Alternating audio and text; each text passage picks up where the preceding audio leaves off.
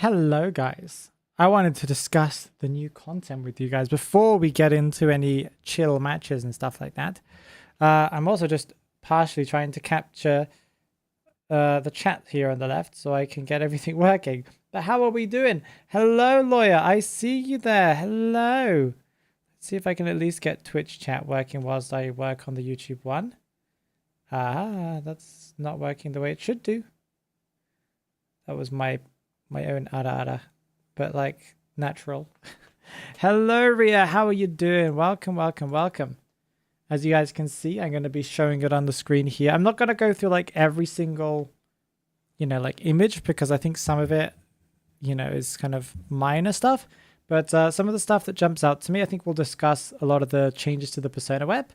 I did read through it quickly, and I have discussed a tiny bit of it with Kaharu, but not too much. So we'll be talking about that in a bit. Hyped for Enchanted Forest. Wait, I don't remember that. Is that a new map? I thought that was a public map.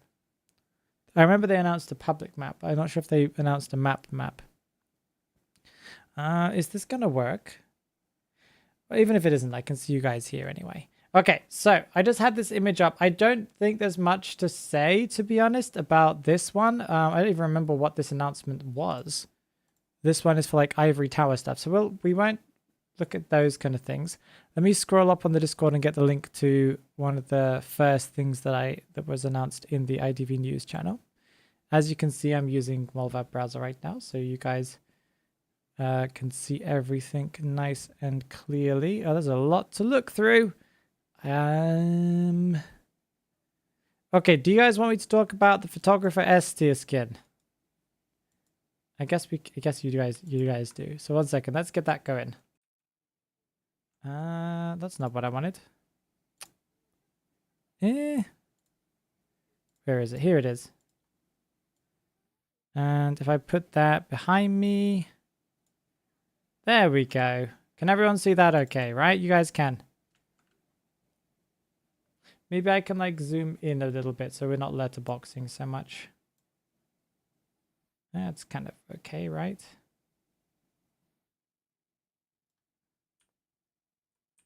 Yeah, that's pretty good. Yeah, that looks pretty good. That looks pretty. Okay, so let's get the link and post it in here so we can see it. Okay, so this here is the new photographer. I'm assuming this is the beach skin, right? The summer skin that's coming out this year. Hello, Alsnap. How you doing?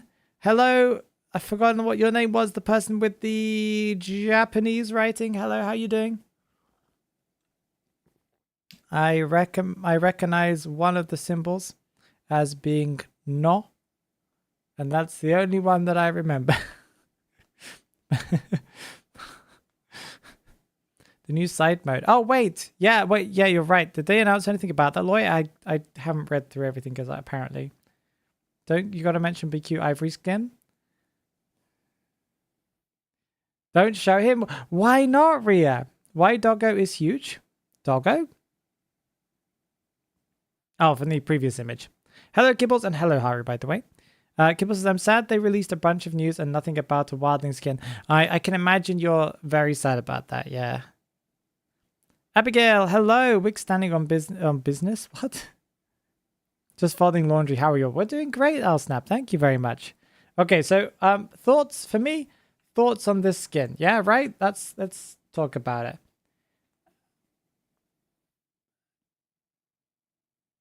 We can see what the camera looks like. It's kind of cool. This is probably, to me, one of the least impressive beach skins. To me, this gives me the same vibes and the exact same appearance as the one for last year for Prospector. But maybe that's just me. I think this is fine. I think this is a cool skin. Does it stand out to me as a photographer skin? Not really. I think photographer has some nicer, more impressive skins. But this one's fine. Yeah, we'll get to the persona web traits in a bit. Don't you worry. We won't take too long with everything because I know you guys will get bored if I talk too long about something. So let's just skip through things. The hermit, we could show the essence, but I think you guys can see that on the This Week in Identity 5 videos. I don't think the essences are super impactful unless we're like, no, there is one that we should look at, but not the one with the hermit skin. Then we've got the Apostle SSR skin. That would be Disciple. Disciple's skin is... I think this would be nice. One second, I'll get it up. I'll get it up so you guys can see it, because I have opinions on it. I didn't know I had opinions until I just started thinking about it. Is this the link to it? Yeah. Okay, I didn't know I had opinions about this skin until I saw it. I know, right? I know. Okay, so the skin is pretty, but I think the fact that her neck is so incredibly long makes me kind of go like, ew. I don't know. It kind of ruins it to me. Hard to explain why. I know it's, of course, Anne has a really, really long neck, but I don't know. It just, this could be, I don't know. Awesome lawyer. Yeah, I haven't seen that. I have not seen that at all. Yeah, I didn't realize I had opinions about this skin, but it just feels a little like, is the word uncanny? It's kind of, no, it's kind of like, I don't know what the word I'm looking for is, but you get what I mean, right? It's a little, it makes me uncomfortable in a weird way. I don't know why. New public map, blah, blah, blah. There are summer event kind of furniture pieces that we don't really kind of care too much about. Yeah, there are some really cool Ivory Tower skins, like BQ's one is pretty cool. I'm glad that they're giving us like Hunter Ivory Tower skins. There's also kind of a cowboy one. I think that's kind of fine. The Panda series skin, we can look at that one. This one's quite cute. I think this one stands out to me. Let me have a look at it more carefully because this is the first time I've actually seen it. I must have skipped over this the first time. Wait, did I copy the link? Copy image address. There we go. This is pretty cute. It has the vibes of the Panda stuff. Definitely has the kind of the Doctor vibes from the first Doctor. The Doctor skin that's for the Panda thing. The poofy kind of jacket looks quite nice. I think the fact that she's wearing a beanie is quite cute. I don't know why. I like that. That's a nice touch. I think if she just had the same hair as like, the other characters do, then it wouldn't stand out to me as much. But because she's got this, hello Meadow. Yeah, it's very cute. I like this one. I think Toy Merchant, in my opinion, gets some interesting skins. Some of them feel a little too B-tier-ish to me, and other ones are like a really, really, really, really, really, really good. And this one, in my opinion, is one of her really, really, really good ones. This one is going to be... Oh, is her catapult around? Someone says, look at that catapult. Oh, there. Yeah, in the background. And the flying thing. Yeah, at the top. Yeah, the catapult's very cool. Oh, it's got a little panda on it, too. Oh, I'm assuming it comes with the panda. Panda included. Please. Please, Netties. As many pandas as possible. There's the Weeping Clown... what's this called? Weeping Clown S-tier costume... Whimsy series. Okay, this is what I want to see. Although I must say the art is not the usual art style we get, but I'm assuming we'll get more of this style of art as we go into the future because this is going to be a new series of skin. I'm assuming this is going to be similar to how we get Once skins and we get Ivory Tower skins. This Whimsy series will be something that we have for the next few years or a year or whatever it is that they give us. It seems to be like they're trying to make wacky and weird skins, and I think that's kind of cool. I like his prosthetic leg. It looks very cool. They've put a lot of detail into that by the looks of it. And I do like how mismatched he is. I think this will look pretty nice in game. I like how his hat is also kind of, yeah.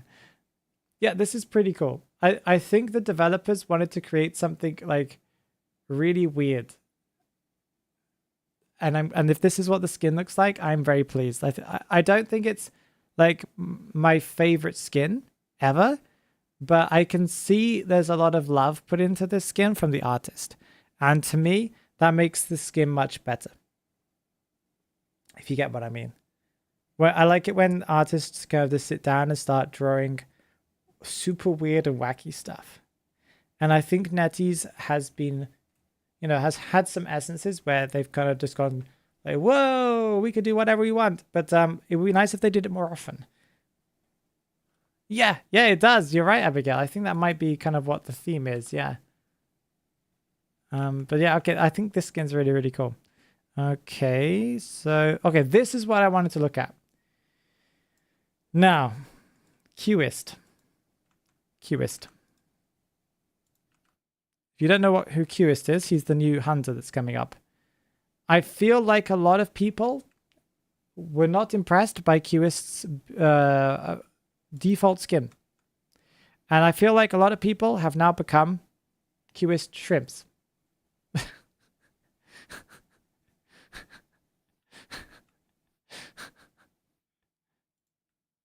The Archer skin looks very cool. Yeah, the Archer skin looks fantastic. I like her bow. Her bow is very, like, crazy cool. I must say Bata's bat is also quite impressive. I'm surprised that Bata... Well, I'm not sure how often Bata gets skins, but it feels like it wasn't too long ago that Bata got one. But that's to me. And that's not as someone who plays Bata. So I'm not super mad at or angry. I'm never really super mad. Or maybe I'm sometimes super mad. But I'm not too mad at the fact that we're getting another Bata skin. And you guys are probably going to be like, but he never gets skins. Then in that case, he deserves it. But yeah, Qist is an interesting one. What is this theme? What is the theme? Techno, futuristic, something or other. It's very weird. But I like the skin. I bet this will look absolutely awesome. This is like an anime skin. You know what I mean? Futuristic, yeah, futuristic something or other, yeah. I don't know. Futuristic sports, because everyone here is like a sporty person, if you notice. Archery. He's holding... Wait, in the original image for Qist, was he holding a weapon? Because this is the first time I've realized that he has a massive, like... What is it, like... walking stick? Staff? What is it? Like a staff. This makes me think yeah, some people were saying he's very similar to Hermit. And now I'm starting to see what you guys are talking about. Why give him a staff, Netties? Can we have something different? Yeah, it's like a cue pole. But like that's a huge cue pole.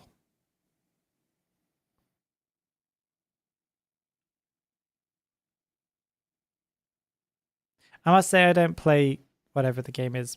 Billiards. I don't know how you pronounce it. I've only ever like casually done it when alone or with like a friend or something. The devs say Qist will be a control type hunter and not be OP on release. They said that he won't be OP on release. That's the vibe. Wow. Netties. Did you guys change your developer team? Like your... That's so weird. Yeah, this is interesting. We've got a lucky guy skin that's very strange one, but I'm glad that we're getting it. People were asking for it apparently. I don't know if really people were asking. Okay, this one's cool. Okay, this one I need to show you guys because this one is fantastic. 1 second. This skin. I don't know why, but I really like this type of theme of skin. And I didn't realize I did. But I've realized that recently Natties has been releasing a lot of... You know, it's a bit repetitive of the fact that they keep on doing these themes. But I like these themes. And that doesn't mean that it's correct that they're doing it. But they've released a lot of these kind of Chinese red and gold kind of themed skins, right? I don't know what the style is called. If you're Chinese, please tell me. But this is very, very cool. And this is a perfumer skin, right? A perfumer S-tier skin Paper Bride collab. Oh, it's a collab. It's a collaboration. Oh, crossover. Oh, cool. She looks so cool. I don't know what Paper Bride... I can't remember what Paper Bride is. We may have talked about this at some point. Yeah, this is a fantastic skin. Like, time to play Perfiba kind of skin. Novelist A, an antiquarian from Paper Bride Club. Yeah, there are also some other skins for Paper Bride. They're quite cool. We won't talk about those. I'm excited. I'm probably most excited about this. And I'm also slightly disappointed that they selected a character for this. So 1 second. Okay, Frieren. Great anime. Why are they bringing in the demon girl? I've forgotten what her name is. She was in like 1 episode, or maybe one and a half episodes. Maybe not. Maybe she was in 2 episodes, but as Frieren does, they managed to get like 2 stories in 1 episode. So she was probably in like the second half of one and the first half of the second episode. Why is she here? Did they just have to add another character? Because yeah, stream keeps spluttering. I'm sorry about that, guys. I cannot do anything about that. That's just the internet that we have.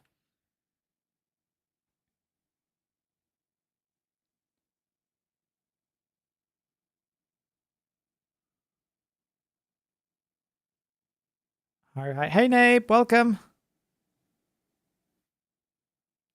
Yeah, I don't like the fact that they've added the demon girl. But the Frieren looks very cool. So Frieren is entomologist, right? No, meteorologist. So okay, so meteorologist. Why not entomologist? She has the staff. I guess because they've already have an S tier for her for a crossover. Anyway, that would have fit more just because of the staff, but whatever. So meteorologist now has a staff for some reason. And the A tiers are for psychologists. That would be, what's her name?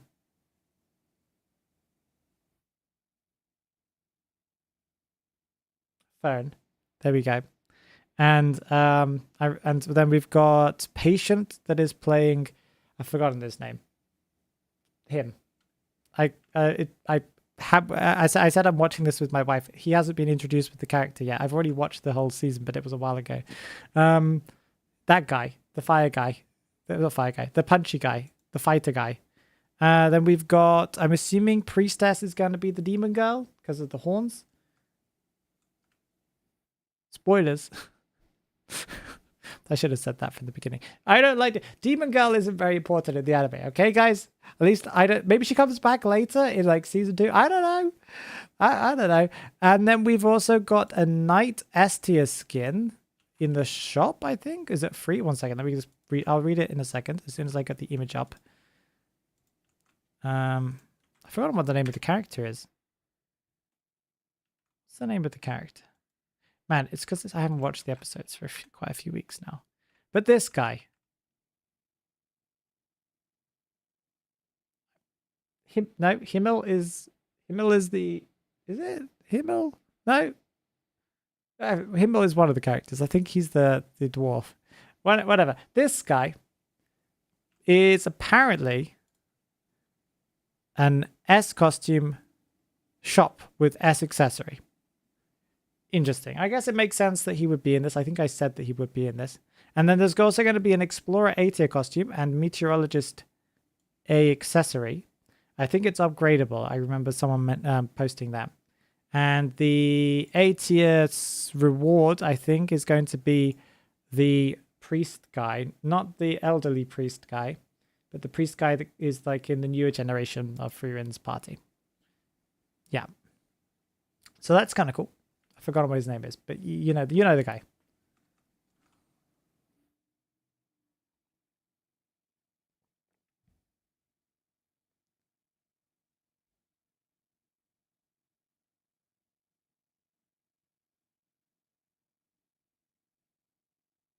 They also brought Sane, who wasn't that important too. Well, he's more important than the demon girl. Stark. Thank you, Aditya. Stark is indeed the name of the punchy guy. The red guy. Aura is Fiona first crossover skin. Is that the name? See, I don't even remember the name of the demon girl. That's how unimportant she is. You might have just told me her name, but I could not confirm it because I could not remember.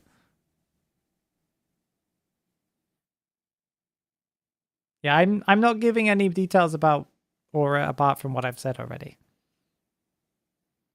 Wait, will there be a Frieren collab? Of course, Runner, yeah. They announced it a while ago. Not a while ago. Not too long ago, but this is they finally just announced the characters that are getting it, so that's exciting. Okay, character balance adjustments. Let's talk about that, guys. This is going to be exciting. Whoo! This is the dramatic stuff. Okay, let's bring this up so I can see both chat and also all the text. Okay, so Naiad. Naiad is getting buff and a nerf. I don't completely understand this. So when I read it, I was like, is some of this a nerf? I don't really know. Before unlocking tier 2, this is a buff. Humidity gained from closing the abyss and surging tides hits increased by 30%, from 30% to 35%. So when she's before her second presence, when she closes a water area, she instantly gives survivors 30%. But now they're going to have 35%. So it means that they have a slightly faster chance or higher chance of getting hit by the water because the number is closer to 100%, right?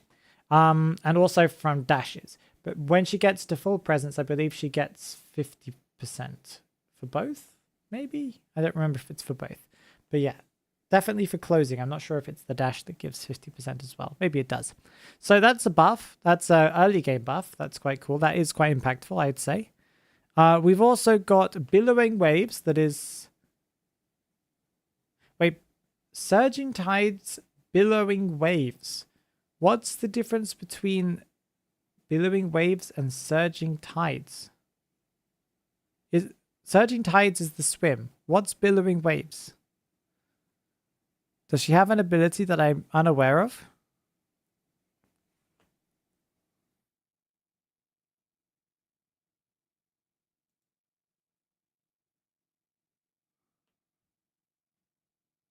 Dwarf is high. Oh, his name is Himmel. Okay. Eisen is the dwarf.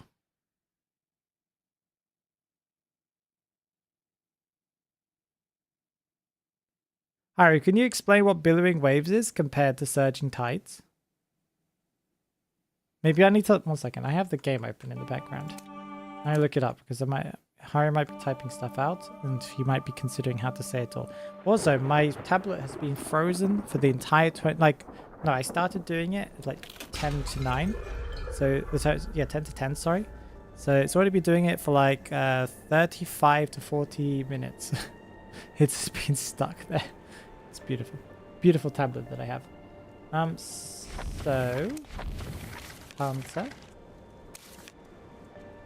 Where's Naiad? Fish. Spearfishing, surging tides. Oh, billowing waves is full presence. Okay, it has a different name. Okay, so billowing waves, full presence. That means that she inflicts 50% humidity when hit or caught in the abyss. So that now means that billowing waves now also reduces harpoon retrieval time. So the harpoon comes back faster. Yeah, so you're gonna go faster. Is that correct? Yeah. So she can call it back faster, meaning that she's able to get people with water faster. That's interesting. Humidity increase rate in the basement reduced to 6%. What was it on already, Harry? Yeah, the basement is a nerf, yeah. Was it?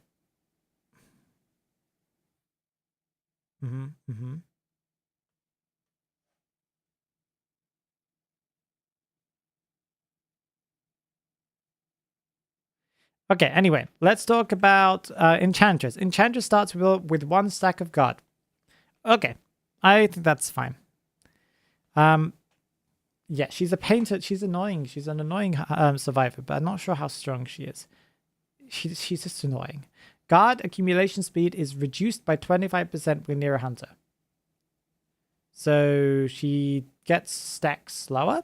So that's a nerf, right? So she has a stack in the beginning, but yeah.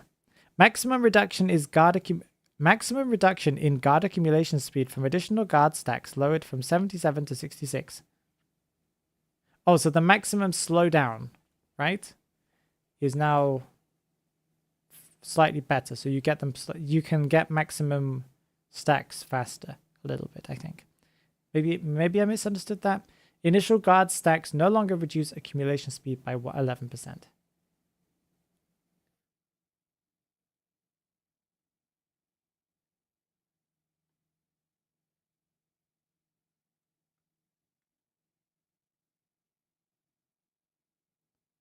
Oh wait, Haru's. Am I super laggy for you guys? Because Haru's message just came through, and it's like Haru's is the most recent message, and it says surging is first presence. I'm already talking about something completely different. So maybe you guys are like really behind for some reason. But hello, Void. Welcome. Anyway, let's just skip Enchantress because I don't completely understand us. She's being buffed and nerfed in different places. That's okay. Archer. I'm assuming this is a nerf because she's a bit of an annoying survivor, but I don't know. We'll see what they did. If another survivor is within 80 meters of the hunter, the rate at which the laceration damage decreases while the hunter is stationary is increased by 35%. If another survivor is within 18 meters of a hunter.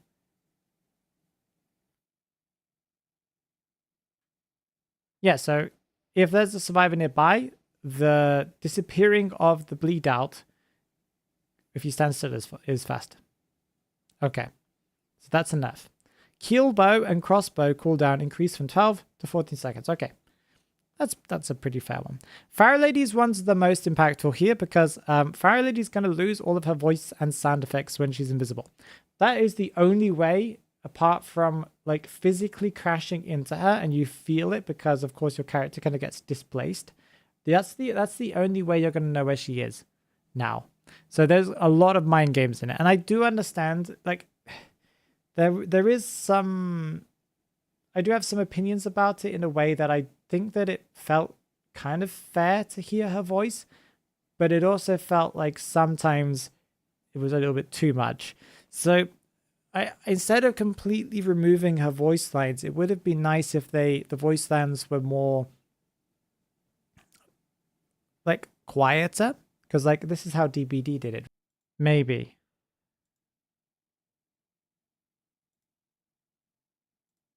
Are we back?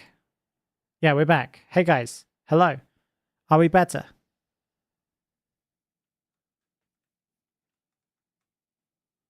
Now, Farah is very trash, in my opinion. I'm not saying she's not trash. It just feels like this... I don't like it when there's, like, no counterplay to characters. You know? To, like, abilities. Like, there's... What do you do? Isn't Farah Dakota? She is, yeah. Well, it's not really, though. The cloak cooldown timer will now only pause when Farah Lady is placed on a rocket chair. I don't really know how that affects her because I haven't paid attention, so maybe that's good. When using Dexterous to designate a cipher machine, if Farah Lady decodes a different cipher machine, the designated machine's decoding progress will decrease by 0.7 per second. Is it what? How much was it before? Because I'm pretty sure it was something very similar.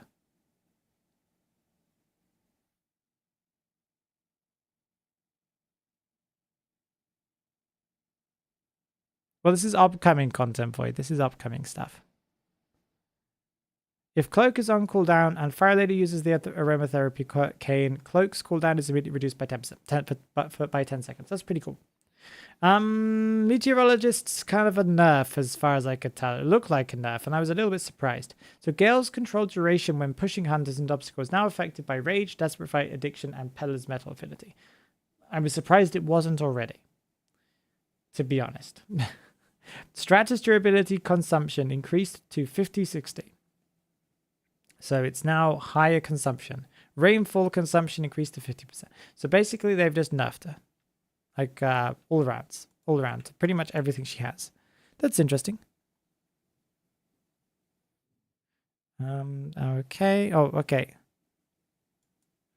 Yeah, refresh if the stream has frozen for you. There we go. We fixed it so that people can do that. Okay, that's great. Sorry if I'm sounding a little kind of down today. I've been out the entire afternoon. I literally got back back home like maybe 30 minutes before we started the stream. Maybe something like that. So I'm just a little tired, okay? So that's why. It's like 10 p.m. here. And plus that. Okay. Combat points. I don't think anyone cares. Correct? Great. Let's skip all of that. Survivor talent traits. Let's copy that because this is going to change everyone's game. This page here is game-changing content. And I don't completely understand it all. But I understand most of it, or some of it. Maybe, well, I have to remember what each trait already did. So, you know. So, okay. Air walk. No, wait, you're missing something. Go back. I'm missing, what else am I missing?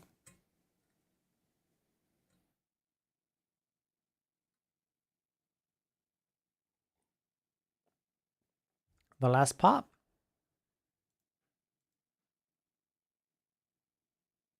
That's all I have here on the pictures.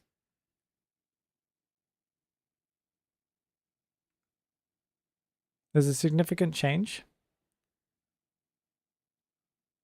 IDV Clue posted a better translation of these. The new traits are so insanely catered to Percy and Doctor. Assuming they work for Percy, sketchy. Do we even know if they're going to work for Percy? Do we know that? Because not all traits work for Percy.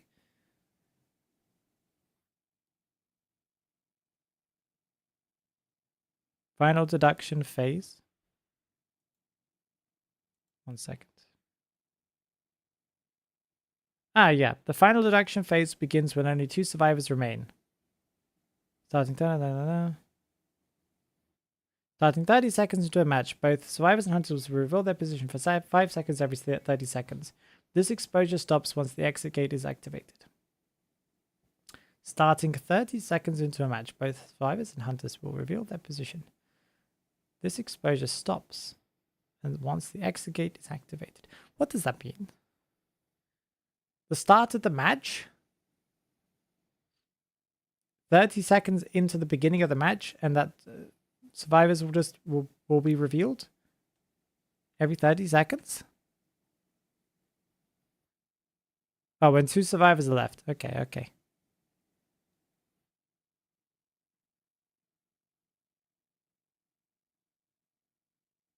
That's endgame, yeah. This is a very bad translation from NetEase then. So yeah, so once the last cipher's popped, every 30 seconds, everybody will be revealed for 5 seconds. This stops once the exit gate is activated.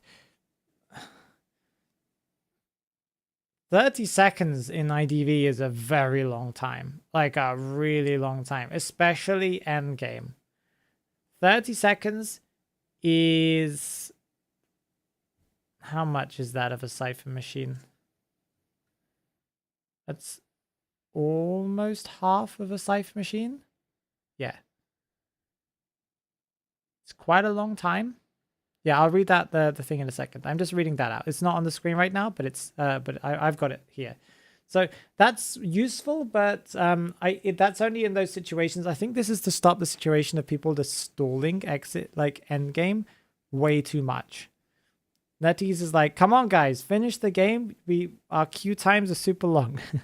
I think that's probably why. It's similar to how DBD has endgame collapse, right? And if you don't get out at a certain time, you die. So, yeah. Okay, survivors' elimination speed when knocked down is increased by 200%. So, yeah, they die faster, with an additional 25% elimination progress added each time they are knocked down. I don't think that's going to work for Percy. Percy doesn't have those. He already has this kind of a passive already. So he's going to have... this only works if you're like as a different survivor or different hunter, sorry. So yeah, this is not going to affect Percy. If it does, this would be broken on Percy. This would probably be the craziest thing ever, because it would be, they would have the extra knockdown increase that he automatically gives on top of the 200%.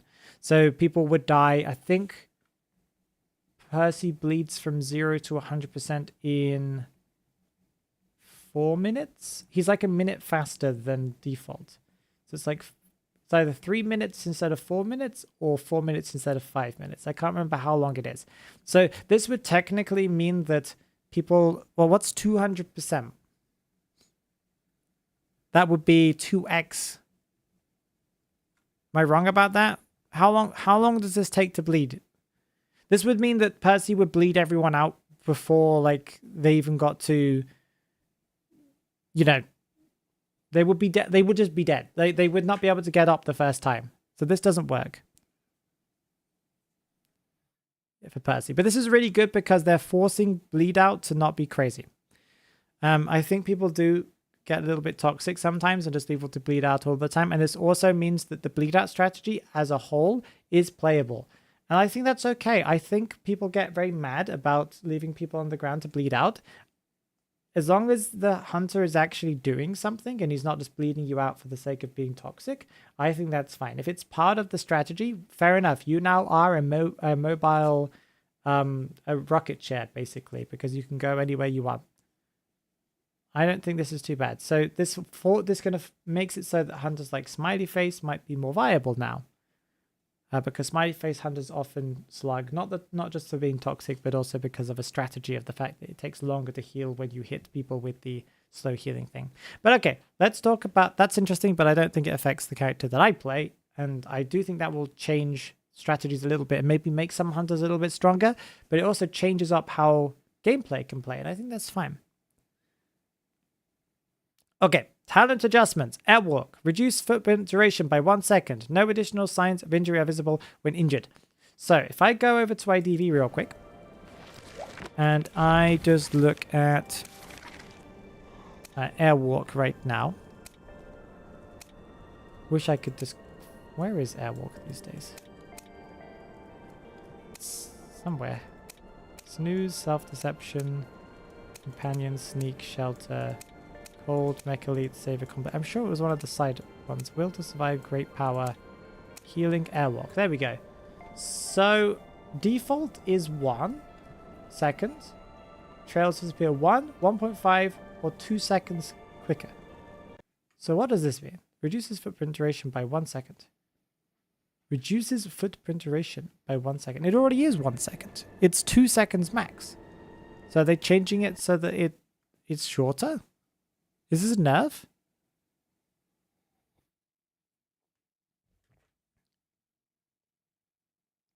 So that they're nerfing Airwalk. Has Airwalk ever been broken? Does anyone even take Airwalk? Yeah, it'll be 1 second now. So are they getting rid of all the different levels of it? Is it just going to be like a one purchase thing?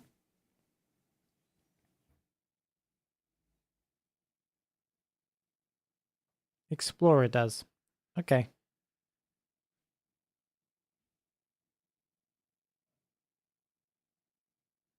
Yeah, interesting. So I guess they're moving around things on the Persona web because right now it's a 3 right at the top left. So they must be putting it into like one of the crosses.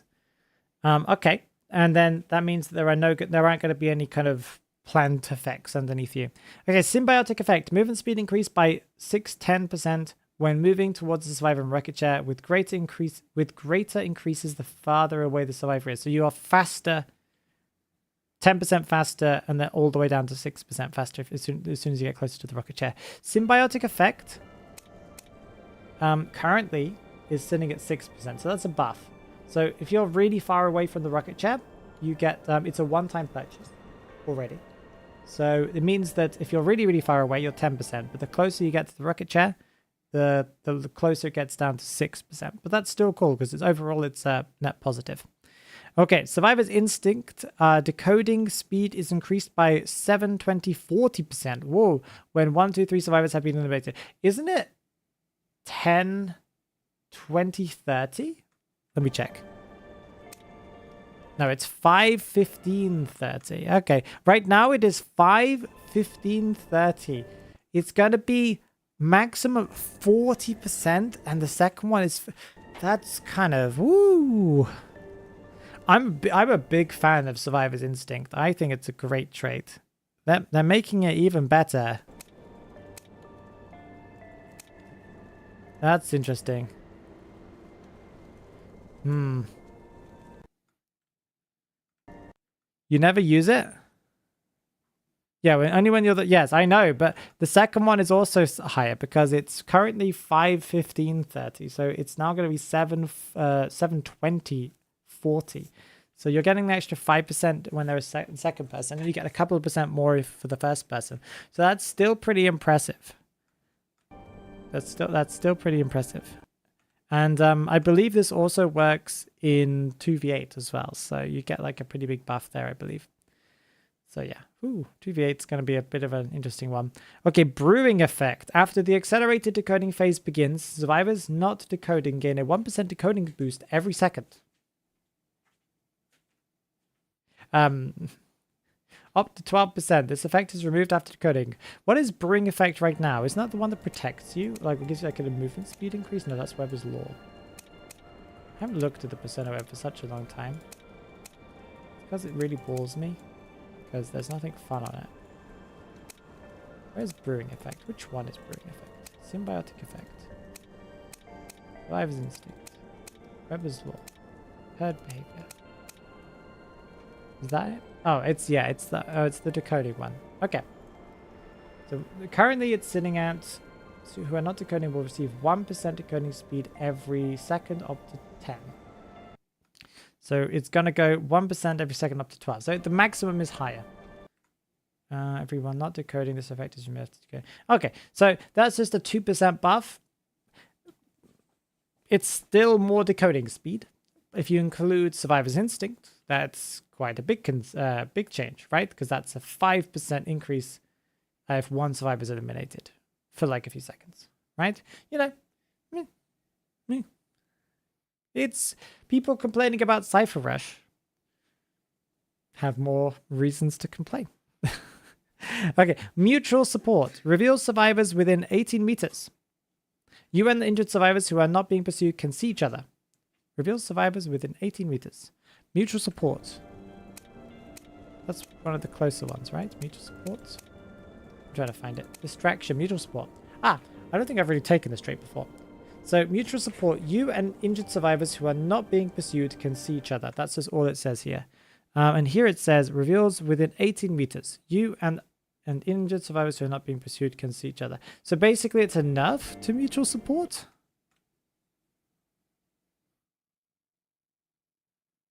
Because there's no limit.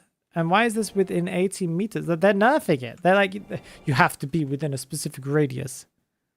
You have that on some characters, yeah. It needs a nerf. Nerf it. Nerf. Seeing survivors. Nerf. Okay, bird cage effects replaces drawbridge effect. So, drawbridge effect right now. I don't think did I click on any of those ones? Drawbridge effect? That name does not ring a bell in the slightest. Oh, okay. Drawbridge effect is the first one down. Okay. Drawbridge effect. Display survivors within 80 meters. That is being replaced with bird cage effect that now increases movement speed by 10% and boosts post-hit acceleration by 20% when in the basement. So, whoa, that's a big change. So going from a trait that you would literally costs 1 point to get, or whatever, you know, the equivalent of 1 point, to just reveal survivors that are near you, is now getting buffed to a movement speed increase and a movement speed increase out of basement.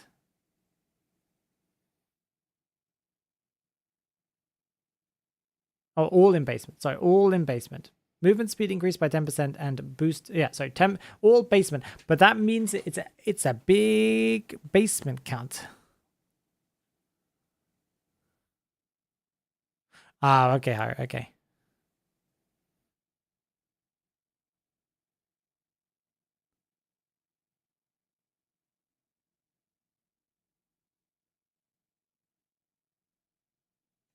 Interesting.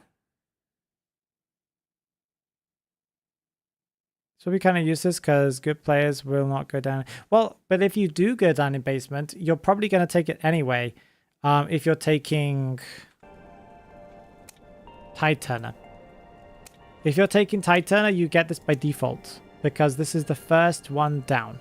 So basically it's for rescuers, and that's really interesting. It means the rescuer is just like, phew, bye-bye. Because he gets up to 30% faster. Or whatever.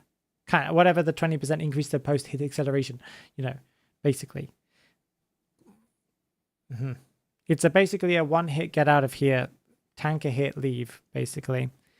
Audience effects replaces Mech Elite. Mech Elite wasn't Mech Elite the meme one that like literally didn't do anything? Where is Mech Elite? I don't even know where Mech Elite is. I'm sure that Mech Elite was deleted. Oh, Mech Elite increases the scope of success by 10% when the calibration is straight. So it just means that the decoding calibration bar is bigger. And it costs 1, 2, 3. It costs 3 to get. So I'm glad they're getting rid of that, because that was an absolutely useless, well, not completely useless, but if you played IDV for more than like a few weeks, calibrations are not too bad for you, and you can hit them anyway. So you don't need a 10% increase in the size. So they're replacing that with audience effects. The audience effect increases decoding speed by 8% when another survivor is on a rocket jet. More decoding speed. This effect is permanently lost once 2 cipher machines are decoded. Okay, that makes it less insane. But early game is going to be so rough. The whole 60-second kite thing becomes a little bit meaningless when everyone's getting little buffs to their decoding now. Yeah. Hunters, we're gonna have to get better at getting people down faster, okay? Because cipher machines are gonna go real quick. Real quick. Yeah. Okay, touch effect replaces self-deception. Self-deception. I've seen that one when I was clicking around. Self-deception. Okay, so that one is to the right, and then you need to go up to get distraction, and then it's 3 stacks on the right side. So like that. So you're going to go right, up, and then there are 2 options on the top right, and just the bottom one there. Self-deception currently, survivors have a 100% chance of not being detected by the hunter when shocked. So this is the one that just gets rid of the calibration and notifications for hunters if you miss a calibration. So that's being replaced. Fair enough. I felt like that trait was a bit of a weird one in the first place. Never really thought of a good use for it. So that's being replaced by touch effect. When fear decreases, so when you take damage, immediately gain 15, 25, or 35% movement speed for 1.5 seconds. So what if you have that plus the, what was it called? Bird cage effect? You're gonna go so fast. You're probably going to be close to 100% movement speed increase at that point. Probably. Especially if you're like one of the characters with the veteran. Anyway, if not in pursuit, the duration extends by 3 seconds. So if you're like hit by like by hermit, you get like a 3-second movement speed increase, like from a distance. That's interesting. That's actually quite strong. I feel like you're over exaggerating the decoding speed. The only one that'll matter is audience effect.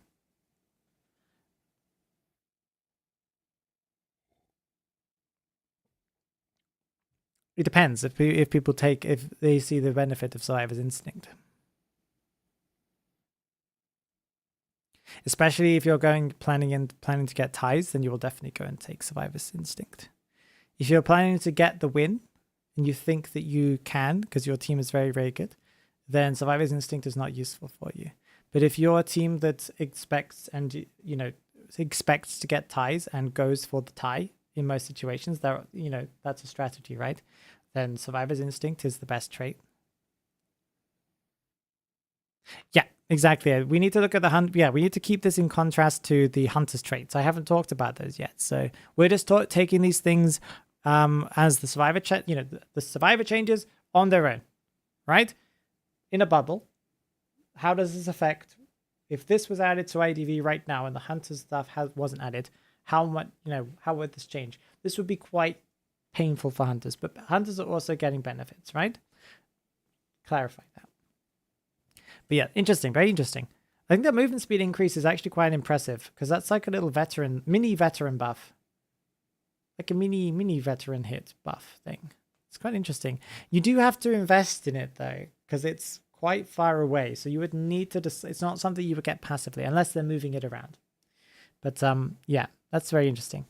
Shelter. After rescuing a survivor from a rocket chair, self-healing and healing speed increases by 10, 20, 30% for 90, 50, 120, 150 seconds. That's cool. If you're not being tunneled, that, IDV is very much a tunneling game, then yeah. This is cool, I guess, if you... One second. Where is Shelter? This is not a new trait, right? This must be on this somewhere. Yeah, Shelter's down to the bottom right, but it's...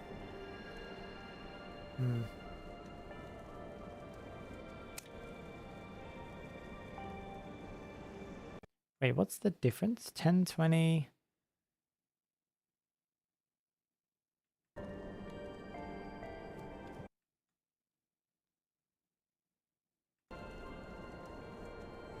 so they've just added self-healing. So healing yourself is also increased. So there's no change. Because it's already 10, 20, 30, 90, 120, 150. Yeah, so it's just self-healing is now increased. Shelter's duo is going to be insane for Doctor. Wait, does Doctor get buffed by... Oh, no, she does. Yeah, you're right. Shelter won't matter for... Yeah, but you do need to remember duo hunters exist, Saditya. Yeah. Duo hunters is different. That's just for Doctor, I guess. Yeah.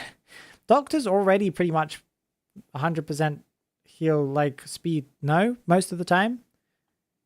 If she takes the other traits, she's usually already at the maximum, or close to the maximum. So, yeah, I don't know. Interesting. Interesting change, nonetheless. Okay, and then Sneak. When a survivor is on... Sorry, healing. Time to be healed by others is reduced by 15%. There's a trait called healing?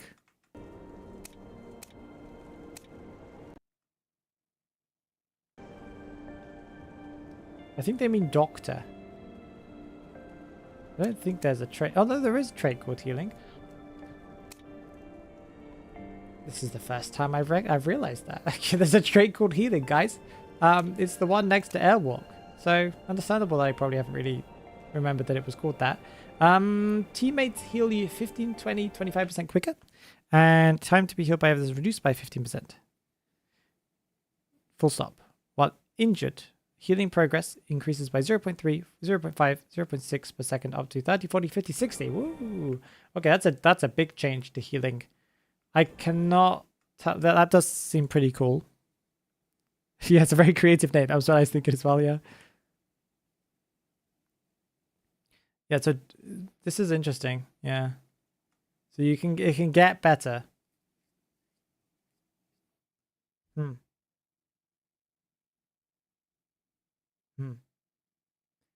What does it mean by healing progress increases by 0.3%? I don't know what it means by that. Another trait just made for Doctor. Yes, they want make Doctor meta. I don't like Doctor. Okay, new hunter talent. I don't know what does it mean by new hunter talent? Doesn't it mean new survivor talent? Aren't these new traits? I think these are new survivor traits. Because yeah, I remember reading this and going, these aren't hunter traits. But anyway, hit acceleration duration. So this is a new one. Catharsis. Hit, they're adding it to the Persona Web. So Persona Web, I believe, is also going to have 130 or 140 points. And so they're going to increase it by 10, I think, or 10 or 20 points. So you'll be able to take more traits with you this time. So you'll be able to add some of the new ones as well. So hit acceleration duration increases by 0.3 seconds. Like, okay, like, cool. Useful. If you're stacking this plus this, it's basically get hit.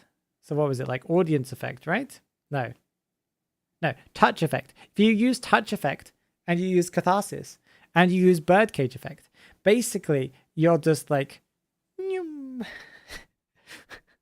It's crazy. You're going to be like running at top speed. Have you seen that video where it's like a doctor running from one side of Moonlit to the other with like max speed? It's going to be like you. You're going to be in the basement rescuing someone down in like Moonlit River Park's kind of haunted, the circus, the tent. And you're going to like get hit. And then like by the time your speed boosters run out, you're going to already be at first stop. Maybe I'm exaggerating a little bit, but it's going to feel like that. If you take all of these things, you do need to invest in these things though. Okay, sensory adaptation. When a hunter destroys a pallet or vaults a window within 60 meters, the hunter's out. Now that sensory adaptation is actually quite strong. They're in DBD, and I know I'm comparing this to DBD, and they're not exactly the same games, but there is a trait that does something very similar to this. And information like that is quite useful. Because it's 5 seconds.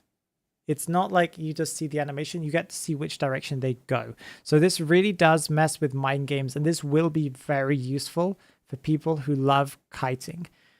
People will come a little bit dependent on this. And but yeah, I think this is going to be quite strong. Information perks are very strange. I'm misunderstanding touch effect. When, oh, it says when fear decreases. Oh, Aditya, you're right. Decreases would be heal. So you're saying healing, right? So if you heal with touch effect, yeah, then you get an increased movement speed. Okay, then I'm not sure how much I care about that then. That's a weird one. Yeah. Thank you for pointing that out, Aditya. You're right. Fear decreases, not increasing, yeah. Thank you. Then I'm not sure. Like, that's good for Doctor then. If you're Doctor, then use touch effect, shelter, no, sorry, not shelter, healing and sneak and whatever the other ones are. Yeah, it's all for Doctor. Doctors are gonna be great this season, next season. Okay, anyway, sensory adaptation we already said. That's information perks are pretty strong. Defense mechanism, while pretty strong, like useful, they will matter in a kite. Not every match, but they will matter. Defense mechanism. While injured, obstacle vaulting speed increases by 8, 12, 16%. That's pretty strong, considering we already have a vaulting speed one, right? I believe this perk existed also in DBD. And again, I'm comparing this to DBD for the 3rd or 4th time. This perk got nerfed in DBD because it was too good. They actually nerfed, I believe, for quite a while. Like, I'm not sure if it's back again at this point, but because vaulting speed is actually a really important thing in these kind of games. And if you're a character that already has a really good vaulting speed, or if you're a character that has a terrible one, and you're stacking the first vaulting speed increase, and you're stacking this one, then the character mind's eye becomes less of a minus 120 or whatever it is, minus 20% or minus 30% that she might have. And she becomes more of a 0%, and she's just a normal vaulter. It's kind of crazy. What will these movement speed increases do against a hermit with eyeball teleport, geisha dash, goatman cage, wheel?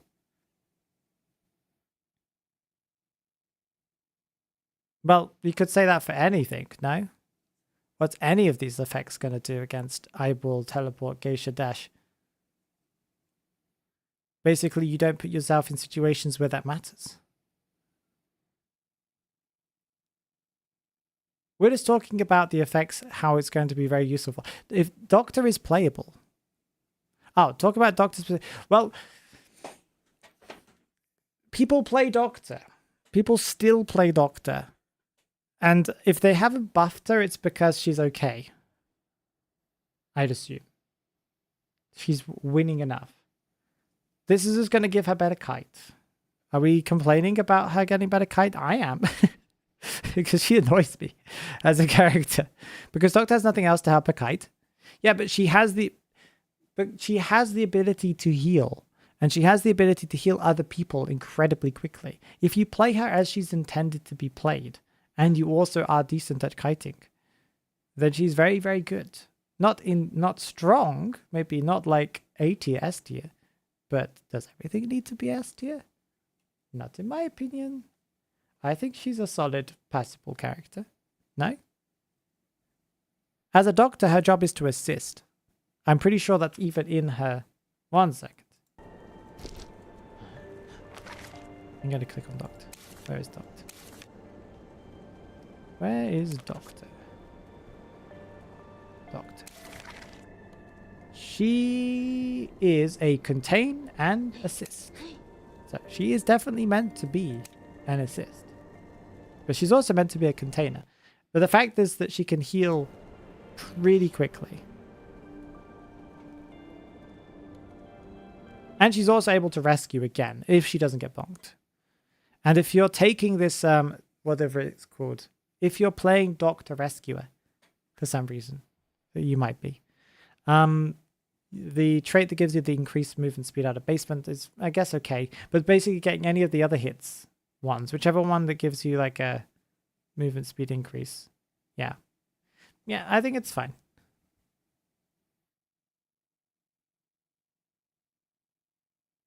Yeah. She's so boring. I just don't understand why anyone would play Doctor. Yeah, yeah.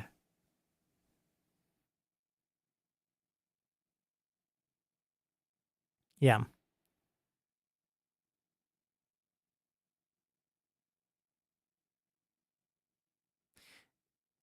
Yeah, I don't know. We need Natis to reveal Doctor's win rate, I think, for us to understand how good she is. Because I feel like you guys are kind of focusing too much on just how her, like, the few character, well, not few, the group of characters that she's not strong against, and forgetting that that's not the only thing that she does. Because she's the healing is for other people is really crazy. And in a team where these days where you can actually call out, come towards me to heal me up, that's pretty strong. Because like if someone goes down after rescuing, Doctor stabs them with the, well, she doesn't really stab them, she actually gives them the back massage. I don't know why she doesn't use the syringe, but whatever. Gets them back up again to full, and they're ready to go in for another rescue or something like that. And it doesn't take very long because her healing is so quick. She can heal herself. If she gets chip hit, she counters... well, does she counter Hermit? In a way, because she can get herself full stacks, right? So she kind of gets chip hit, she can heal herself, she can heal other people's things. She's a pick that she's annoying to go against, but she also has some really niche things that she can do against certain hunters that make her a pain for certain characters. Some characters would prefer not to see her in the match. Would they ban her? Maybe not.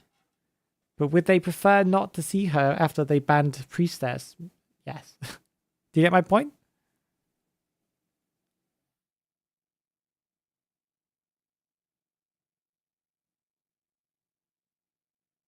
Doctor can permanently share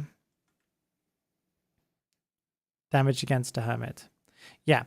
That's a very specific thing though, right? And of course there's also, you know, we've got photographer, but I don't know how many people play photographer. People will play photographer more now that he has a skin, but yeah. People placing her below B tier in tier lists. Like C tier? Even Joseph never bans Doctor. Well, it's because he needs to deal with characters that are a problem for his other abilities. So like I said, nobody bans her. As I said, nobody bans her. But she's a character that they would prefer not to see in the match. Like if someone picks them, they're like, this is not going to be a fun match.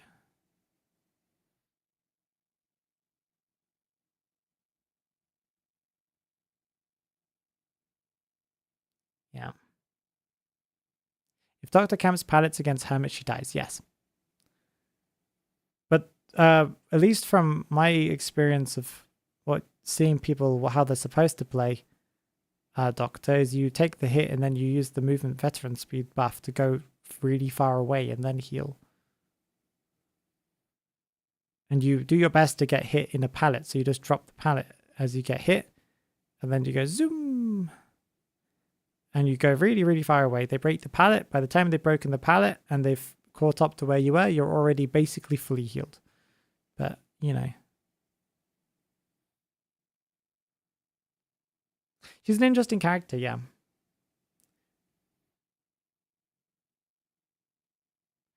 Wheelers is still a good character at Hunter overall. Yeah, I think he is. I don't really see him too much, but he's pretty strong. They've tried to buff him, I believe, at some point. So I guess Nettie was a little worried he wasn't becoming as good, but he still feels like better than the majority of hunters. I think people have worked out how to dodge his wheel form, and it's really kind of, you know, plus the fact that he has, you know, flywheel weakness, right? And a lot of people take flywheel these days. But I think that's why as well. Is like people have got, like, the general population, even lower tiers, are starting to learn how to kind of avoid his wheel form, like how to run in circles and stuff. And it really, really is a pain for breaking wheels. But yeah, I don't know. Okay, anyway, final one. Empathy. Gain 20% increased movement speed for 6 seconds when the survivor is knocked down. This is for harassers? No, because the effect ends immediately if a hunter is within 20 meters.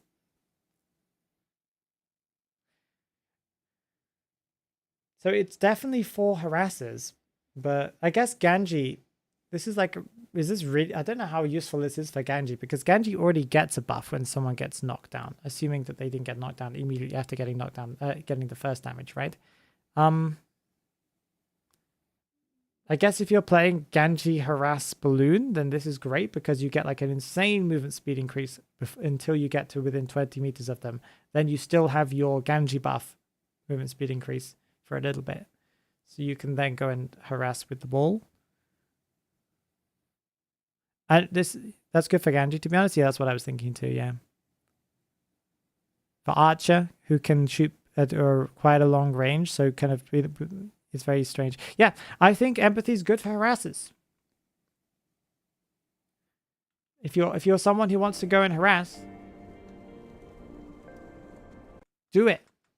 Okay, I'm a little tired of talking about traits. Can we play some games for a bit? I know we also have some like hunter stuff to look at, but I want to go and play some IDV because I'm tired. So let's go and do some IDV.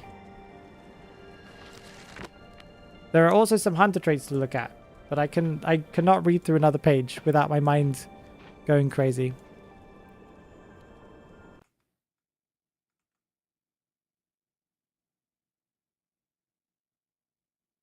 Time to wrap it up. Twisty is here. Yep, time to leave. Okay, so let's go and play some, I guess 5v5 is open, right? We'll probably be doing that later on. If I have the energy. We'll see. Can play some quick match. Oh, that was a fast match. Fast queue, sorry.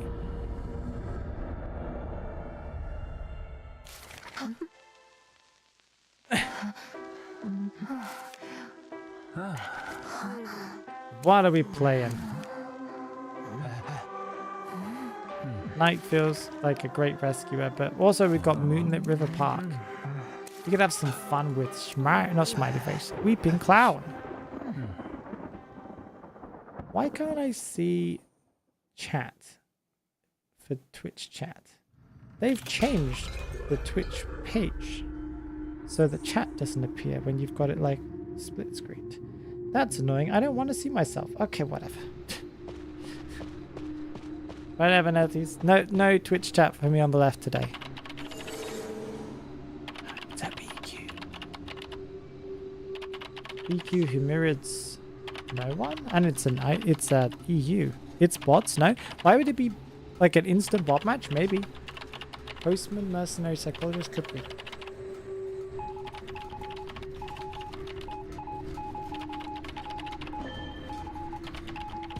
I didn't check the skins, so...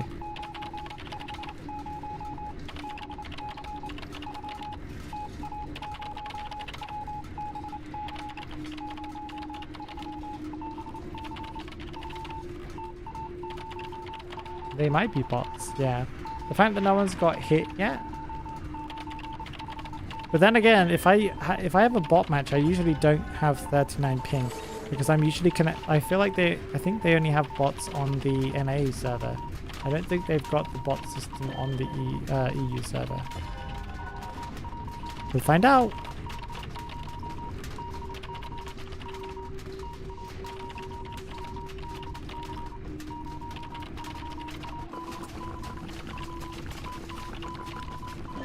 I don't even know who's being chased right now. Oh, Les Noir. Postman. 60-second kite.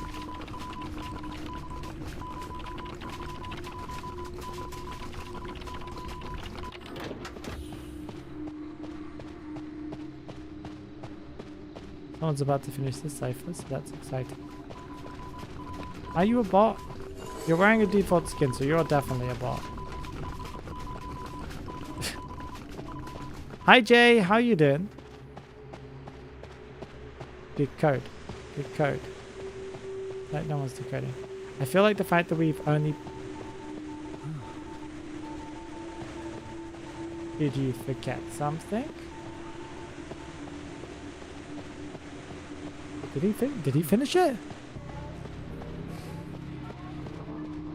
Oh, he did finish. I didn't hear it.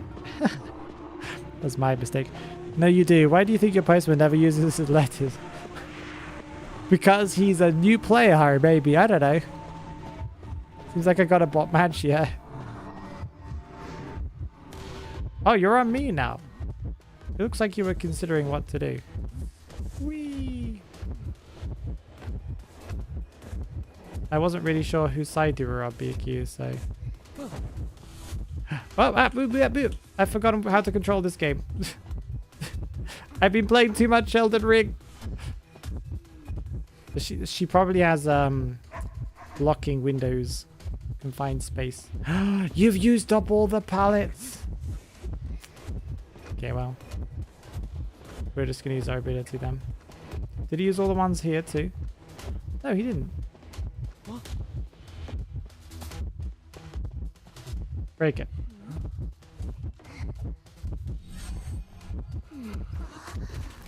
Hi. Yeah, you're definitely a bot. She's gonna blink. Yeah, she's a bot. I was gonna vault that window, but I thought that would be a little too risky. Focus on decoding. Please. I'm begging you. Hunters change targets. No one's actually... No one's decoding. Okay, whatever.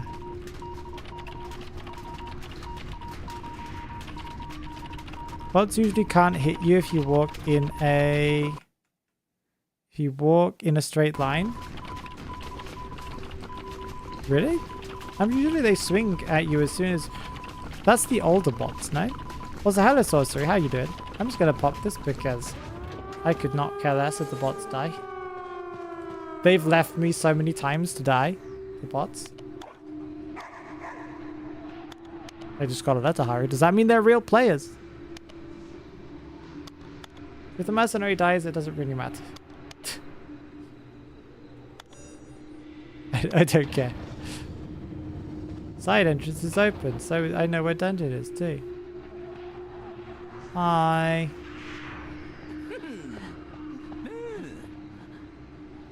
Oh, bye-bye.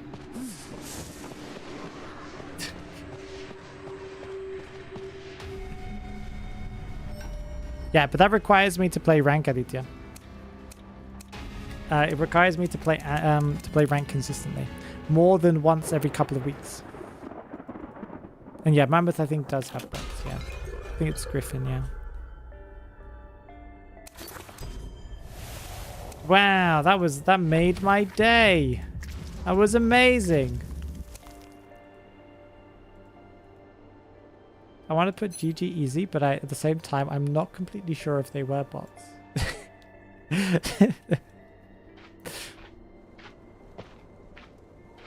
I'm pretty sure they do, Harry. I think that you need to look it up because I feel like Mammoth. I remember seeing that Mammoth was included in the bot matches, but you can double check it.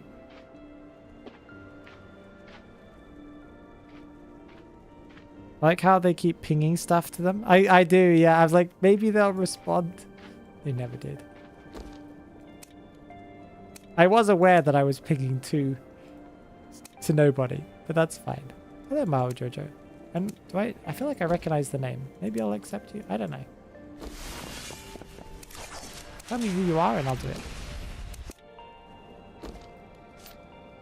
Uh-huh.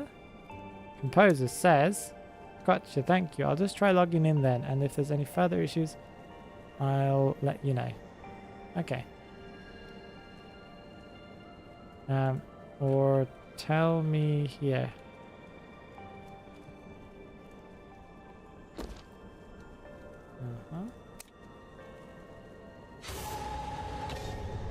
Forgive me, forgive. Why do they need forgiveness?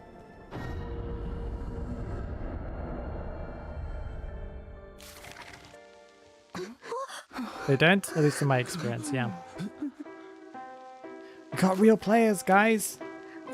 Half of them are asleep. Darkwoods! That's an interesting one.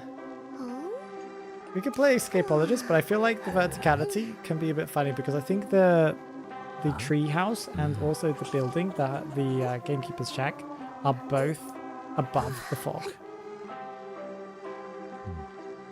That's kind of fun. We'll see.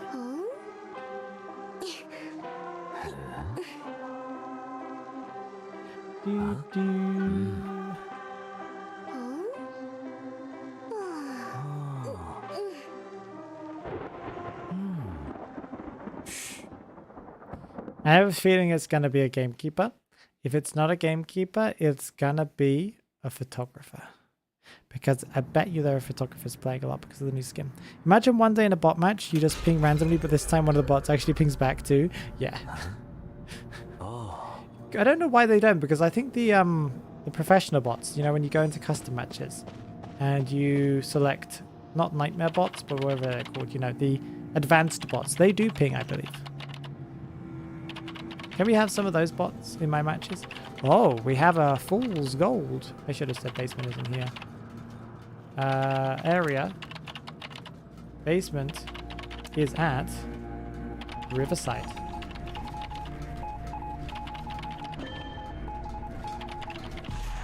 What a good throwback watching Phoenix like it's 2022. Have a pizza, bro. Hello, Nasty Burger. You haven't watched me since 2022? That's quite a long time. Apparently, I have window stuff. Apparently, I'm not a rescuer. But that doesn't matter.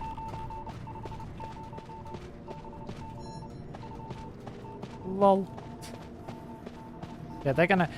Wait, he can get over there faster, but I think it's probably easier for the person to go and rescue the cheerleader, I think that it is. No, it's barmaid. Wait, did it not teleport? Wait, what? Did I do it too late? I clicked the button. Did I just do it wrong?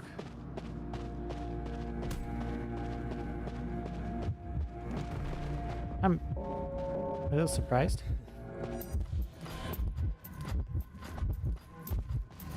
No! It last second auto-targeted not through the window, but like it was aiming correctly and then it just did and it broke. So that's a little bit annoying.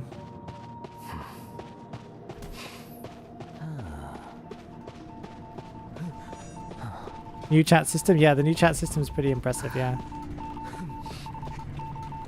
It only teleports 38. Well, it only lets you select chairs within the certain radius. It doesn't let you select anything further, so I assumed that it... Doesn't it?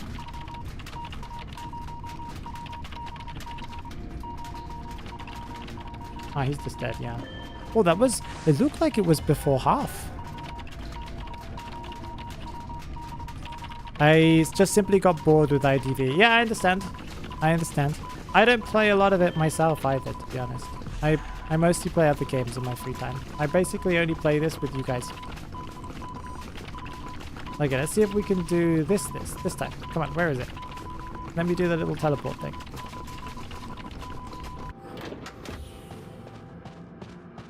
Did it work this time?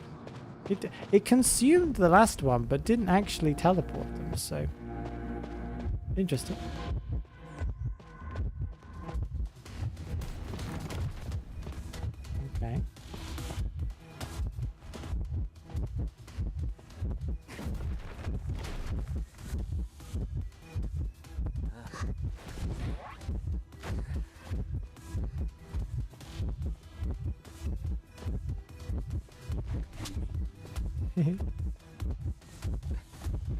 I don't have time. We've worked that out.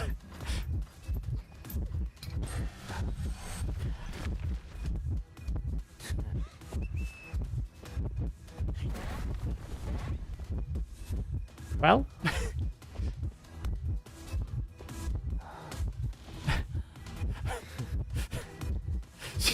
she just got double hit in quick succession there. So yeah, GG. Oh, that's a wow. Yeah, okay. Can I take over that cipher for you, my friend? This is a quick match. It doesn't really matter.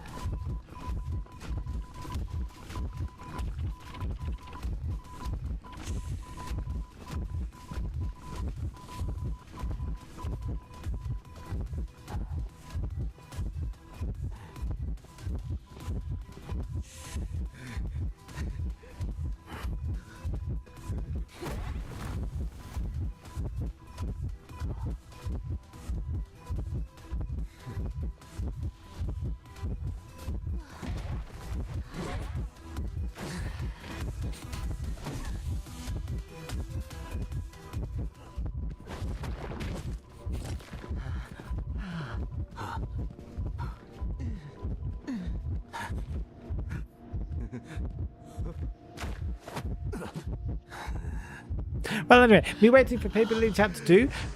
Are they planning on making one? How do you feel about from being bold, Phoenix? I'm not bold, Zeta. I'm getting there, but I'm not.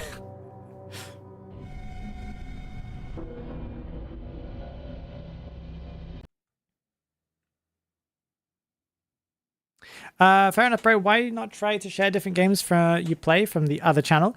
I've been thinking about it, Nasty Burger. I really have. But that requires time. Okay, two reasons why I don't. Okay? Oh, maybe three. Okay, I'll give you 3 reasons why I don't. First reason, it requires time to make videos. Time that could be better spent doing other things. Second, my computer isn't really powerful enough to record and also play the games that I play. I'm basically scraping the bottom by just playing them already with my computer. Third, when you become a content creator for a game, the game stops being so much fun as it becomes more like a thing that you kind of have to do a little bit. Like, you do enjoy it because it's of course a video game, but at the same time it becomes a little bit more of a chore, and it becomes less of something that you're doing because you're enjoying it. So if I don't really want to ruin some of the games that I play just for fun, because I play them for fun, I don't want them to become a grind thing. Does that make sense? Because basically there was a period of time during my first few years, no, not first few years, middle years of being a content creator, because I've been a content creator now since 2020, so it's been 5 years, right? Almost 5 years. 5 years next month, no, beginning of August. So let's say year 2 and year 3, where every game I played, I felt like I had to make content from it, because it felt like a waste of time if not. So if I was playing VHS, I think VHS was out with that game, I felt like I had to make content on that, because I also felt like it was a good idea to, but I also felt like I had to. And if I was doing any playthroughs of other games, I felt like I had to record it for people who are members, because they need to get content and stuff. So everything became more of a grind instead of having fun. So that's kind of one of the reasons why I just picked up playing games like Elden Ring, that I bought in 2023? 2022? I can't remember when I bought it. Played an entire year. Haven't made a single piece of content. And I love that game to pieces. I've played that game through so many times. I haven't really done New Game Plus 2 or anything like that. I just started I've done New Game Plus 1, couple of times, but I've also just rerun through some new characters and new builds and stuff like that because I just enjoy doing that. And I've recently got Night Rain and I'm really, really enjoying that. Again, would I stream that game? That's a little bit more streamable to me, for me, because it's, but I just can't because of my computer. But I still would probably enjoy it less if I was making content for it. So yeah, that's my reason.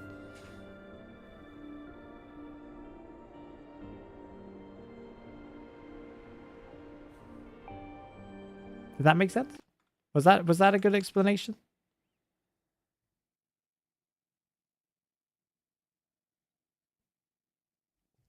You mean ever? You're not saying. I thought you were calling me bald, Zera.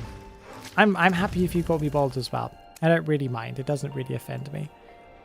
But Jojo bald. That's what you should be going around saying.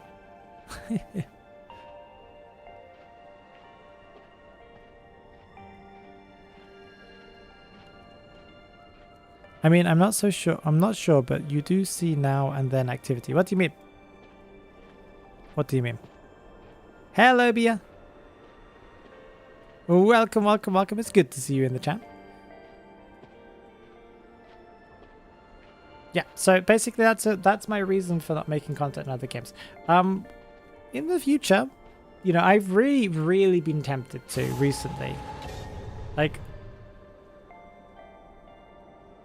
yeah.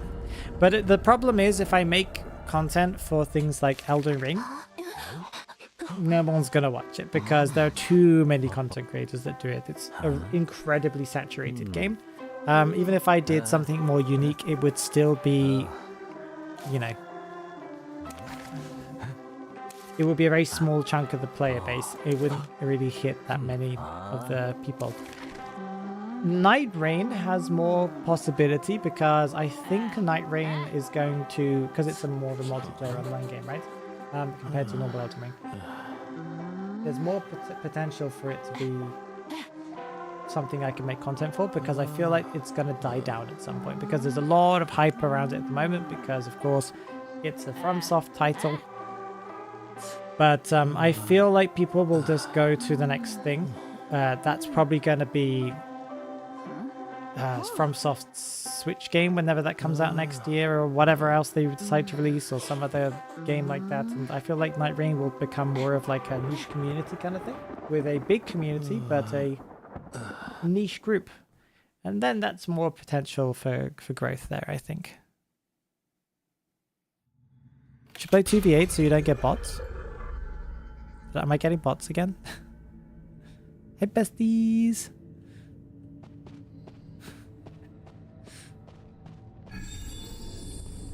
Well, no, it looks like we're not getting bots because we have teammates. Yeah, people who are like teamed up.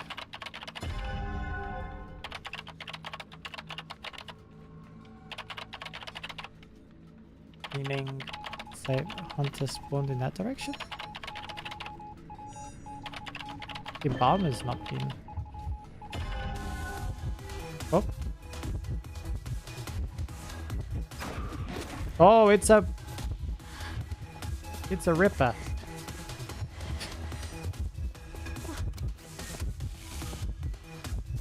Ah, I messed up. No, Terror Shock! I thought I was going to get a fast vault, and I didn't. To be honest, I didn't know what the hunter was. I was like, I'll drop this, because then I'll have a little bit of time, but he, of course, was a ripper, so I got hit. That's fine. I didn't say this is a bot match. No, I saw that you said so you don't get bot matches, and so I assumed you thought this was a bot match or something. Okay, well, this is going to be fun. He took a long time to find someone. Nice.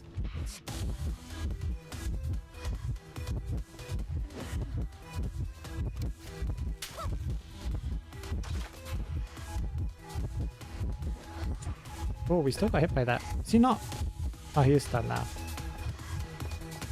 No, he's not stunned. Oh, he's waiting for that to go down. Oh, wrong button.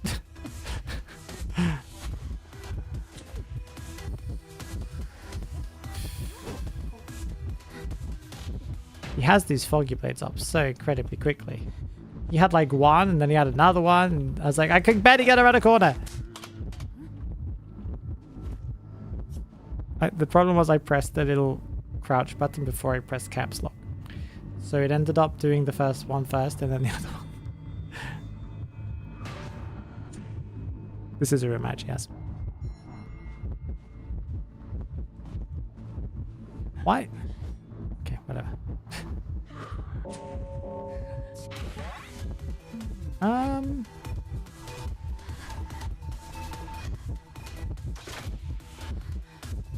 Foggies? No foggies? No foggies?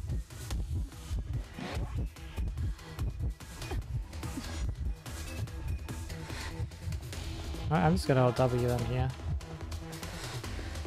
He's on me still. Why do I feel so slow? My movement speed just went like so slow, and there's no peeper here.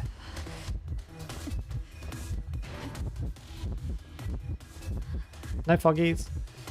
He's holding onto his foggy blades. I don't like it. Ah! Oh! Oh! Oh! Oh, there's a embalmer thing here. Hi. I got one of the chip hits. He's got a peeper here, so this is a little bit of a pain, but it might run out soon.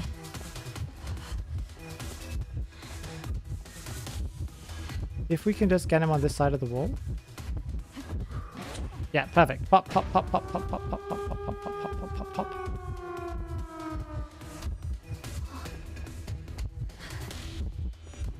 Yep. He can't embalm us, so yeah, we could have flywheeled that. That's fine. We're basically just wasting time so they can get the gates open. They're at 50%, 80% yet, so they're already out. We got a win, guys!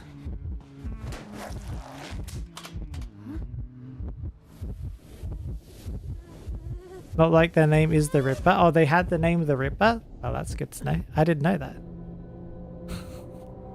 See, I was... Shit. I feel only on that. It does feel weird at times with recording games rather than just simply enjoying it. Device performance is my main issue. Yep. The device performance is definitely a problem. Like, I could turn down the quality. But for me, I enjoy higher quality settings. How does a passive that makes her movement go pretty slow after you leave heartbeat raised? Oh, yeah. I forgot that even existed. I was like, so I was right. I felt the slowdown. I was like, am I just imagining this, or does she feel so slow? Now I know. Now I know. Let's do another one. Yay! One more, and then we can stop. Because I'm getting tired. I'm already feeling pretty like, whew.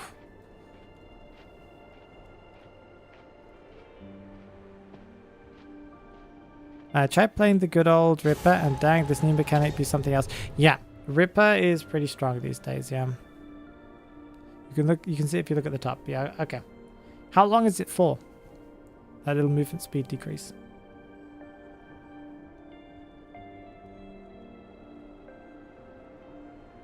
Omega sus. Okay. You do you Omega sus.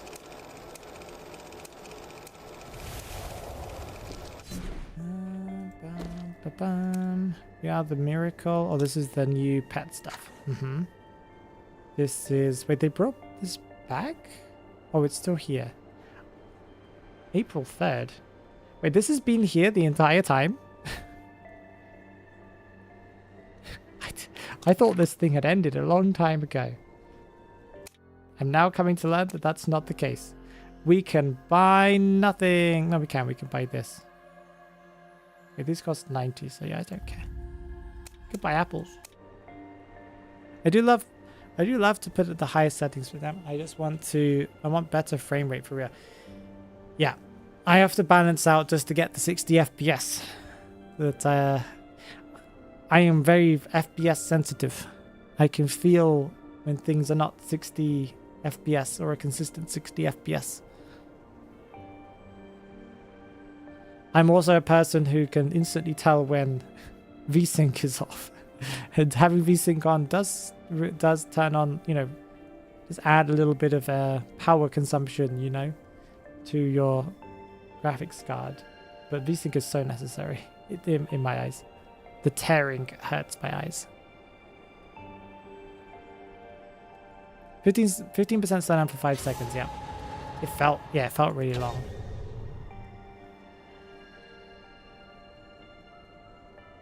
Has a cooldown, yeah.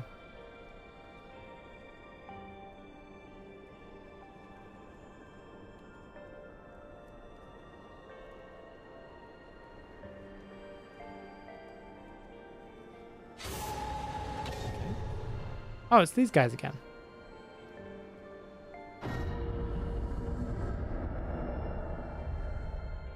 If you're Nasty, have you tried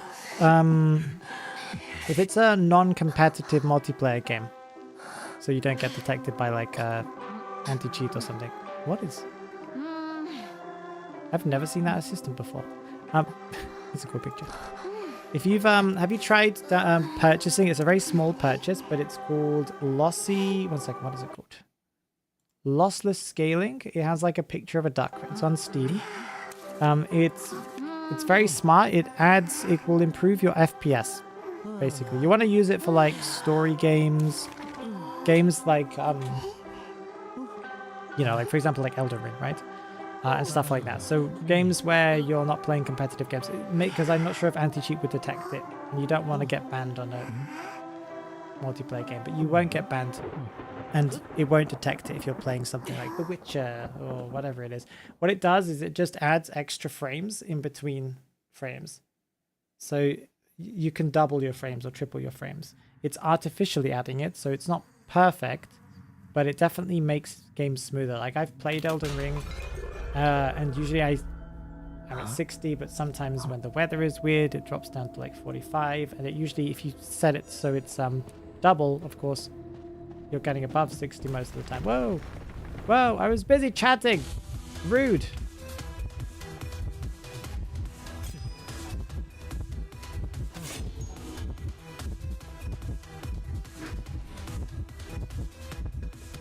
Is he gonna...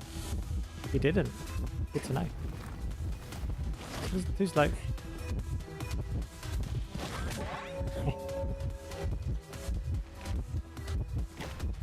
He can't throw it yet. Can he?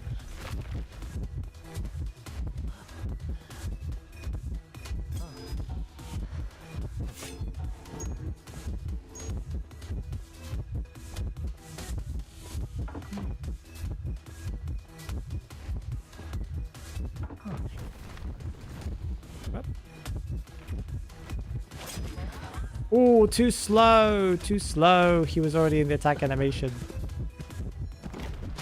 You can't pick me up. Any advice for better ping? Pumpkin pie, hello, better ping.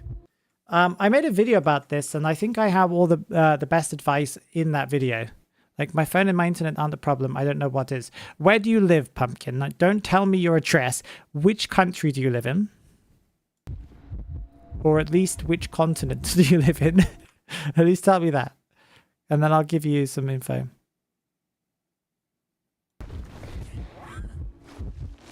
Oh. Well, guess we're going down. Oh, he's still on me, yep. I was in range of that? What is it?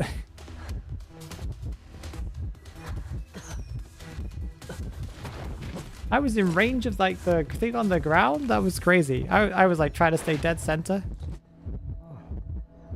Switch country continent. That might be the advice I have to give here. It depends on where they live. Yeah, so go on Steam Nasty and get lossy scaling, I think it is. It also can scale up your game's quality if you want to. So if you're running like an old game, it's also designed for like old games where you might be playing like emulated games, right? And you just want to get an emulated game to run at like 60 FPS or whatever because it's stuck at 30. It also works that way. Croatia. Yeah, okay, so Your ping is... So let me explain how ping works, Pumpkin, and then you'll understand. I know this is probably going to be a bit of a weird explanation, but and maybe not what you're looking for. But if you listen to me carefully, it will make sense, and you won't have this question anymore. So, and you know, you'll have to survive with what you have. So, ping basically works. Imagine like a package. Yeah, this cup. This is my location data in the map in IDV. Okay. Or including also what I did, like I opened a chest. Every second, millisecond, whatever it is, I send this package of data of my location, all of the things I did, to NetEase's server through the internet. And my data has to travel, the same way post has to travel, basically. It has to travel to the server and then back again. The server, when it receives my package, it then looks at what everybody else has done because it's receiving everybody else's packages simultaneously. And it also says, well, this is what I've decided has happened in the match because of this location. So on a Fool's Gold screen, Fool's Gold hit me. On my screen, he didn't hit me, but server says that this person's probably more correct. So Fool's Gold did hit me, right? That's sometimes how lag works, right? It then sends that information back, that package back, with extra information of what happens because of this and any other information that you might be missing back to your device. And it says, it updates you basically. It just says, okay, this is what's happening on your screen. This happens like every millisecond. You're sending packages all the time, right? Now, the longer that package takes is what's, and come back again, that time that it takes is called ping. So you're basically pinging the server. You're like ping pong, right? You're hitting the ball and then they're bouncing back. How long did that take, that trip? So if it's 100 milliseconds, then that's how long it took for you to get back again, right? If it's 30 milliseconds, right? The reason there are two different servers that we have in Identity 5 in NAEU, okay? Because of course there are Asia servers and other things like that. NAEU is literally that. It's split into two different servers within one server. Everyone is playing together, even though we're in different continents. Most of the time, you are ping-ponging your data from your house to NetEase's American server. So your package is traveling all the way from your house under the ocean through the cables that are the internet. If you did not know, the internet is basically a ton of cables. It's not connected to satellites mostly. It's underground cables that go underground, underwater cables that go all the way under the ocean and go all the way into America, and they go all the way to the location of their server. And then they process it and they send it all the way back again. That's quite a long way to go. And it takes European information to go from London or UK, more or less, to America. It's about 100 milliseconds, give or take. This is kind of just how long it takes in general, okay? Like, you might get it a little bit faster than that, but that's generally how long it takes. So if you live in Croatia, your data is going all the way from Croatia all the way to the UK or wherever. I think it is in the UK where the cable starts. And then it's being sent all the way to America, and then it's getting sent all the way back, and then to there, and all the way back to your house. That takes a long time. Your ping can physically not go any faster. The speed of light is, or whatever it is, I think internet uses light because it goes through cables. Yeah, I'm pretty sure Ethernet cables or whatever the cables they use are using light. And then, of course, all the little process nodes. It physically cannot go any faster. Your internet speed to America is at its maximum. And that is about 100 and something. Usually it's 110, 120 milliseconds. Of course, you need to factor in the fact that these cables can often be congested by a lot of other people who are trying to access content from the US. So that can slow down a lot of the connection. So your ping is realistically going to be 130, 140 probably, maybe 120. I don't know. I haven't lived in Croatia. Probably 120, 130, 140 for Croatia. When you're playing against, or when you're connected to the NA server, there is a European server. There is a physical computer in Europe. And you'll notice that some of your matches, you have like crazy good ping. Your ping is probably like 30 or 20 or 40 or something like that. Your ping sometimes is green and it's beautiful. Those matches, you're not connecting to America. You're connecting to the European server. And how NetEase chooses when to connect to the European server, we are not sure. Originally, the system worked where if you had all players European, then it would connect to Europe. Then they changed it a few weeks later, where it was like if the majority of players are American, it's still American, but if the majority of players are European, then you connect to Europe. Now I don't really know, because it's more difficult to tell. It seems a little random, but it seems to be basic. I'm trying to drink. I'm sorry, but my throat is just dry.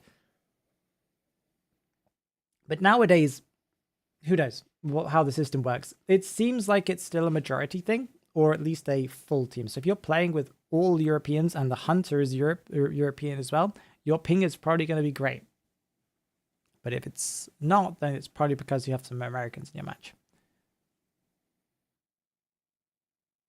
Yeah. Pumpkin pie. Thoughts? Questions? Did you understand? If your ping is abnormally high, then it could be your internet. Like if you're in Croatia and your ping is like 200 consistently, then that's probably partially your internet.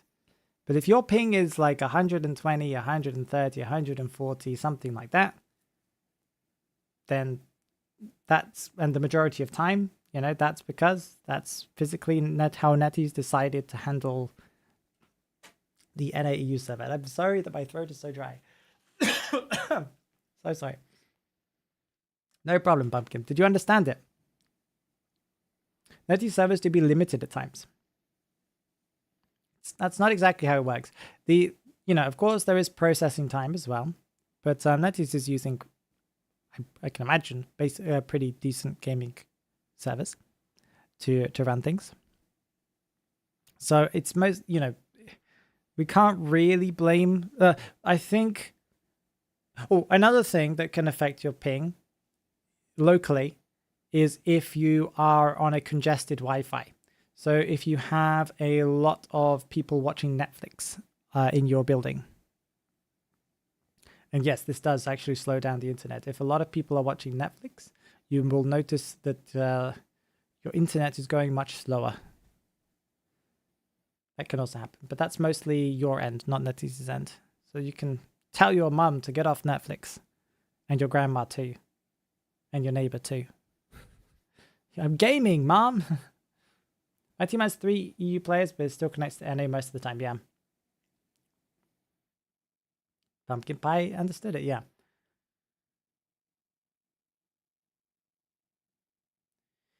Also note that if your device also overheats or overworks, it can, yes. So the reason why that's the case is because often your processor and also the components in your computer are what's called thermal throttling. I believe that's probably the reason why it's getting slow. Thermal throttling is when your phone detects that it's getting too hot. So it so to stop itself from melting or burning or breaking its components by being too hot, it actually cuts your power. Not power, but like performance. It cuts performance on your device as a whole. It reduces how much electricity your processors are running and your graphics are running and all of those things on your phone. So, and also probably your ping and stuff like that, your Wi-Fi connection and stuff like that. And things start slowing down because, of course, your processor is also the part of what's processing ping data transfers. So basically your processor is going, stop, we're burning. Stop giving me so much power. I need to slow down. I need to chill. I need to cool down. And so the phone says, okay, let's stop giving the processor so much power. And it's like, oh, yes, I'm a little slow now, but at least I'm fine. And so, yeah, that will affect your ping. That doesn't slow down ping. It also it slows down frame rate too. Yes, it will. You'll notice it will affect frame rate much faster than it will affect ping. Ping will be when you're thermal throttling a lot. Frame rate will happen when your phone's getting a little bit warm. Yes, you will see that things start dropping because it's also trying to cut, I think, GPU in, APU technically in a mobile, because it's not a GPU, because that's not separate. It's a processor plus GPU in one thing. They get hotter much quicker when you're playing video games, right? So usually that's where they start cutting the stuff. It's like, slow down on the frame rate. You're getting a little too hot here. Okay, unknown, of course.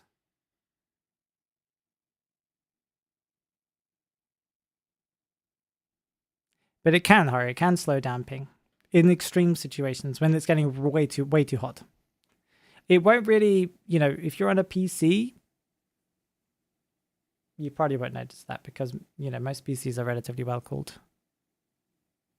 Any other questions? Got to fly to China and glue some ice to your device for optimal gaming? Indeed, you do. You do, Nasty Burger, yes. No, for phones, actually, one of the best solutions, and this does work for phones. Don't do this for computers.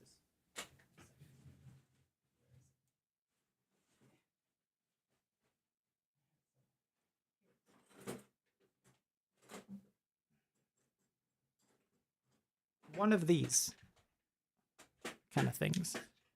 And we'll be stopping in a second. This thing. This is a phone cooler. You see? On the back, right? It's a little clip thing. It's a little fan. You plug it in and you attach it to the back of your phone. My phone is currently the camera, so I can't do it. This will help your phone because as long as you take off the case, put it on your phone. This will keep your phone cooler, meaning that it's not going to thermal throttle as much. There are similar fan things for laptops. Don't get those. They don't actually help at all. People have already tested those things, but this does. I've tried this on my own phone, and it keeps the frame rate and temperatures so much more stable. Any kind of cooler like this, you need to plug them in separately, but they are fantastic.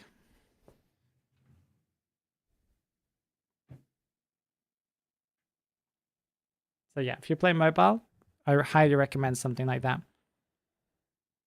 You'll notice your phone will be much better. You'll see that your battery life will last longer during matches as well, during playing as well. Because, of course, your batteries lose kind of battery much faster when they're heated up too much. Yeah, they're not too expensive either, Pumpkin Pie.